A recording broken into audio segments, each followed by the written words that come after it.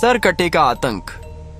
एक छोटे से गांव का से जिसका नाम था कतुलिस्तीवा। ये गांव के लोग बहुत खुशहाल जीवन जीते थे, लेकिन फिर एक दिन सब कुछ बदल गया। गांव में रात के समय अजीब घटनाएं होने लगी। पशु डर कर भागने लगे। धीरे धीरे गांव वालों को महसूस होने लगा कि कोई अनजानी परछाई अब गांव में मंडराने लगी है। एक रात गांव के उत्तर दिशा में बने एक घर से चीख की आवाज आई। लोग दौड़े, लेकिन जब वहां पहुंचे तो वहां केवल एक बच्चे की लाश मिली। उसके चेहरे पर भय की छाप थी, मानो वह मरते समय भी कुछ कहना चाहता हो। धीरे धीरे गांव में फैल गई एक भयानक अफवाह। एक सरकटा आदमी रात को गांव में आता है। वो हर रात किसी घर का दरवाजा खटखटाता है और जो बच्चा बाहर आता है वह फिर कभी नहीं लौटता। लोग इसे अंधविश्वास मानकर नजरअंदाज करने लगे, लेकिन फिर एक और बच्चा मारा गया, फिर एक और। अब यह सिलसिला हर रात का बन गया। हर रात जैसे ही घड़ी 12 बजती, गांव में सन्नाटा फैल जाता। हर घर का दरवाजा बंद कर दिया जाता। ठक ठक ठक ठक कोई जोर जोर से किसी घर का दरवाजा पीटता। उसके बाद बस चीख सुनाई देती और फिर सन्नाटा। सुबह गांव के चौराहे पर एक और मासूम की लाश पड़ी होती। गांव वालों का धैर्य अब टूट चुका था। एक सुबह वे सब मिलकर पास के थाना पहुंचे। उन्होंने इंस्पेक्टर रवि सिंह को सब कुछ बताया। इंस्पेक्टर ने पहले इसे मजाक समझा। अरे भूत वूत कुछ नहीं होते, किसी सिरफिरे कातिल का काम होगा। गांव वालों ने बच्चों की तस्वीरें, घटनाओं का क्रम और सबूत दिखाए। इंस्पेक्टर थोड़ा गंभीर हुआ और कहा, ठीक है, आज रात मैं खुद गांव में पहरा दूंगा। अगर सच में कुछ है तो सामने आएगा। रात करीब 12:15 पर इंस्पेक्टर रवि गांव पहुंचा। गांव शांत था, मगर आसमान में काले बादल थे। हवा चल रही थी और हर तरफ डर का माहौल। तभी ठक ठक ठक ठक एक कच्चे घर का दरवाजा जोर से पीटा गया। इंस्पेक्टर ने अपनी बंदूक उठाई। अचानक एक परछाई सामने आई। बिना सिर वाला आदमी